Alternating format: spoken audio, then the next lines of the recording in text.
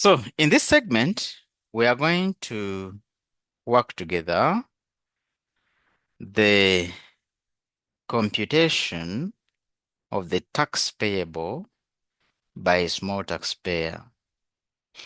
The small taxpayer we have in our case here is Miss Kweyu, a Kenyan citizen, former employee of Kampala Coaches. Following the closure of Kampala Coaches, she remained stranded in Uganda until she opened up a general merchandise shop in Balikudembe Market and a restaurant in Chisenyi. During the year ending 30th of June 2026, she registered gross turnover of 54,120,000. This one here. From the shop and 22,340,000 from the restaurant. Miss Kweyu maintains proper business records. You see that? Miss Kweyu maintains proper business records. That's very important, friends. It is going to determine how much Miss Kweyu is supposed to pay.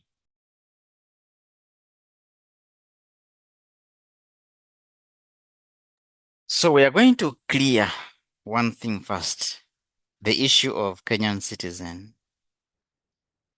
I introduced this component to clear the discussion around citizenship and resident.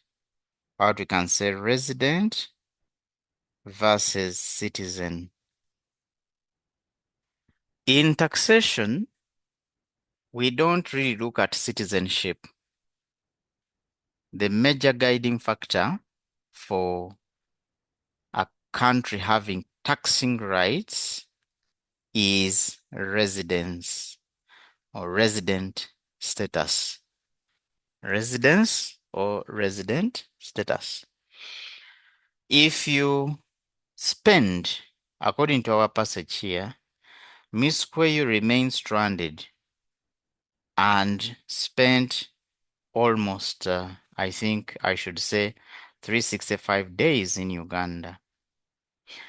365 days exceeds 183 days provided in the tax law, Section 19, Section 9 of the Income Tax Act provides for 183 days. That if anybody, whether you're a Kenyan citizen, whether you're a South African, whether you are from USA or Chinese, as long as you spend a period or periods in aggregate, because remember, you can be here in January, you leave, you come back in March, you go. So like you can be in Uganda going, coming, going, coming, going. As long as we add and we find that you have been in Uganda for a period or periods exceeding 183 days in a single year, then you are a resident and you must pay taxes according to the resident status. Okay? According to the individual resident tax rates. So that was what I wanted to clear out first. Because people see Kenyan citizens, but is this one a Ugandan? We don't look at citizenship. That's number one. Number two that I need to clear out is the issue of 150 million. Most students ask me, the 150 million, is it for one business or I have to add other businesses together? The thing is, you must add the total from the businesses, not only one business, because some people usually have that confusion that now I can see maybe the restaurant that Miss Kwe is owning is a small taxpayer, but the shop is large taxpayer. Assuming that maybe the shop makes 170 million and the restaurant makes 22.3. So if the shop is making 170, already one business pushes Miss Kwayu out of small taxpayer or out of presumptive tax regime. So you must total up. You must total up. If the total gets you out, then you cease to be a small taxpayer. That is issue number 2 that people usually get confused with. The third issue is on the tax identification number. Assuming Miss Hui is running a restaurant under a different tax identification number from the shop, then it means there are two different businesses, because the tax identification number is a unique identifier of a person. So to mean that the shop is totally different from the restaurant if they are operated under different tax identification numbers. But if Miss Kwayu is maintaining the shop and the restaurant under the same tin, then it is the same business. It is the same business, but dealing in different what? Different products or services. The last one is the tax liability. Do we calculate the tax liability on the total or on the individual? For example, the total for the restaurant and the shop, or for the shop alone and the restaurant alone? The thing is, you must calculate liability separately for the shop alone, restaurant alone, so that in the event the two are separated by Miss Kwayu and run as separate businesses under different tins, we can have a history for the two. Now, get the pen and the paper I requested you to have, and let us do this. These are the rates that we are going to use.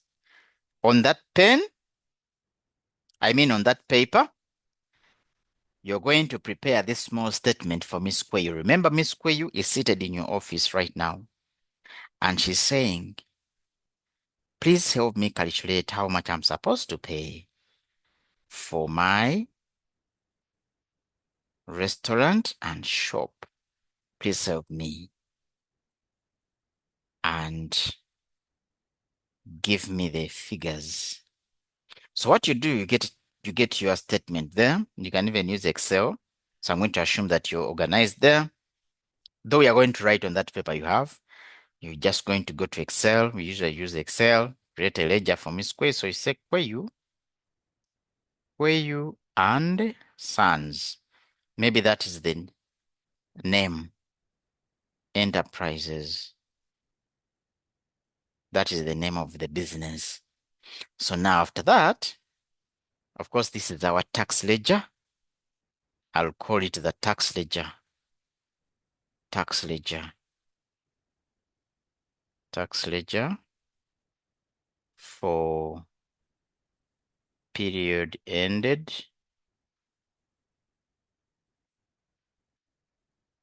30th of June 2026. 2026. You can give it a title. So here, okay, tell me what are your businesses here? Now, Miss Quaid is saying that I have a shop and a restaurant. Restaurant. What is the turnover in Uganda shillings? Then Miss Quay is saying, from the shop, I've made 54,120,000. And from the restaurant, I made 22,340, which totals to 76,460. Now, in terms of being a small taxpayer indeed, Misweyu is a small taxpayer. Why? Because this is less than the total, less than 150 million, but more than what? 10 million. Okay, I should state it like that to comply with what the law is saying. This one is more than 10 million, but less than 150 million. So that makes Misquayu a small taxpayer. So what do I need from you? In the next 5 minutes, you're going to calculate for me the tax liability using the rates below. Why did I say that the issue of record is important? It's because of this. There are two columns. There's one without records and another one with records, meaning that people without records are charged. There is a fine in there that you're not seeing, but this is a lot of money. 80, 200, it's a lot. So it means that if I have records, I don't pay a fine for not having records. And if I do not have records, my charge is going to be higher. So for Misquayu, for purposes of having the same answer, we are going to use that column with the records. So each one of you is going to calculate in the next 10 minutes, and then you share with me in the chat what you're getting. Now, let's begin here. Testing your tax consultancy knowledge, tax consultancy skill, starting right about now. So 10 minutes, I'll unmute and read what people have dropped in the chat. Give me what the restaurant is supposed to pay and the shop supposed to pay. Thank you.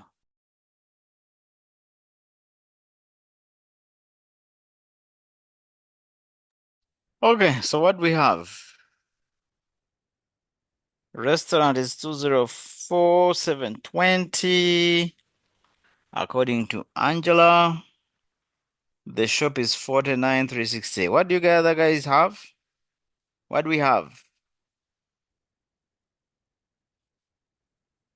What do we have for the shop? Restaurant? Annex, what do you have? Jean Lara, Jovia, Jackie, what do you have, guys?